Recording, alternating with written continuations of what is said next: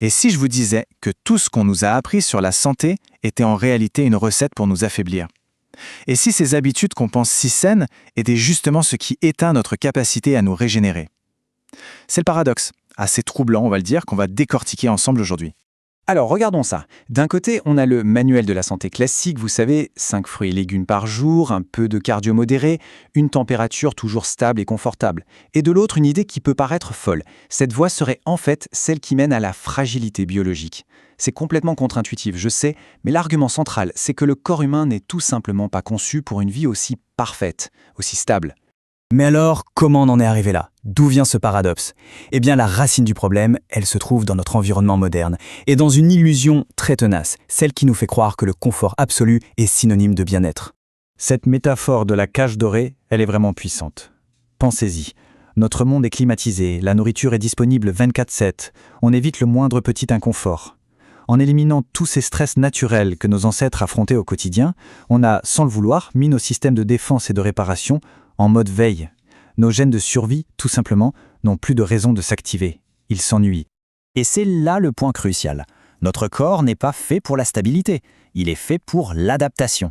Sans défi, sans aucune raison de s'adapter, il suit la loi universelle de l'entropie, un glissement lent mais certain vers le désordre et l'effondrement cellulaire. Le manque de stress ne mène pas au repos, il mène à la dégradation. Bon, maintenant, allons voir ce que ça donne à un niveau plus profond, au cœur même de nos cellules. Parce que cette absence de défi, ça déclenche une véritable crise énergétique à l'intérieur de notre corps.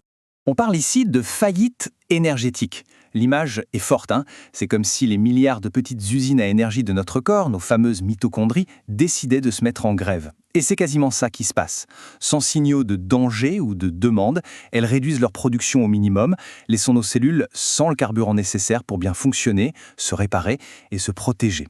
Et les coupables de cette mise en grève, eh bien ils sont partout dans notre quotidien. La surconsommation de sucre qui dérègle tout le métabolisme, le fait de vivre à 21 degrés toute l'année qui empêche le corps de s'adapter au chaud et au froid, la lumière bleue des écrans qui perturbe nos horloges biologiques, et même certains composés dans les plantes, les antinutriments, qui peuvent nous voler des minéraux essentiels. Tout ça, ça contribue à cette faillite. Et la conséquence de cette crise, attention, ce n'est pas rien. Elle alimente ce que les chercheurs appellent un incendie silencieux, une inflammation chronique, de bas grade, qui couve en permanence. C'est un état d'alerte constant qui épuise le corps, et c'est la racine de la plupart de nos maladies modernes. Ok, le constat est un peu rude. Mais alors, on fait quoi? Comment on éteint cet incendie et on relance la machine? Eh bien, la solution est aussi paradoxale que le problème. Il faut réintroduire du stress. Mais attention, pas n'importe lequel. Un stress bénéfique. Le concept scientifique qui se cache derrière ça s'appelle l'hormèse. Ça a l'air un peu barbare comme nom, mais l'idée est d'une simplicité géniale.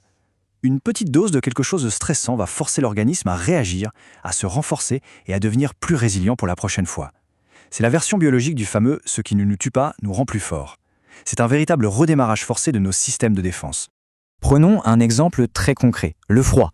Une douche froide ou une courte exposition à des températures basses, oui, ça surprend, c'est un choc pour le système. Mais c'est précisément ce choc qui est bon. La réaction immédiate du corps, c'est de crier à ses mitochondries « au travail, produisez de la chaleur et vite ». C'est un électrochoc pour nos petites usines à énergie. Un autre stress bénéfique super puissant, le jeûne intermittent. Quand on prive temporairement le corps de nourriture, ça déclenche un mécanisme de survie incroyable, l'autophagie. En gros, c'est le grand ménage de printemps de nos cellules. Elles se mettent à manger et recycler les vieux composants abîmés pour survivre. Ça fait de la place pour du neuf, pour de la régénération. Et puis, bien sûr, il y a l'effort physique intense. Quand on pousse le corps au-delà de sa zone de confort, on lui envoie un message très clair. Il faut devenir plus fort pour affronter ça la prochaine fois. L'organisme ne se contente pas de réparer les dégâts, il surcompense. Il construit une biologie plus solide, plus robuste, plus résiliente. Comprendre la théorie, c'est une chose, mais comment on applique tout ça concrètement dans la vraie vie? C'est là qu'une approche structurée peut vraiment aider, comme celle qu'on trouve dans le protocole Regen par exemple. Alors, voici 3 actions vraiment simples pour commencer. D'abord, le matin, s'exposer à la lumière naturelle. Ça calibre notre horloge interne et ça optimise la production d'énergie pour toute la journée. Ensuite, éliminer de son alimentation les huiles végétales transformées qui sont souvent très inflammatoires. Et enfin, pratiquer des exercices de respiration qui créent une hypoxie temporaire, c'est-à-dire une brève réduction de l'apport en oxygène. Ce petit stress force les cellules à devenir beaucoup plus efficaces. 3 actions qui ne coûtent rien, mais qui sont biologiquement très très puissantes. Tout ça, finalement, nous amène à une question fondamentale. Dans notre quête incessante de confort, n'a-t-on pas par inadvertance sacrifié l'essence même de notre force et de notre vitalité? Le véritable ennemi n'est peut-être pas le stress, mais son absence totale. C'est une pensée qui vaut la peine d'être méditée.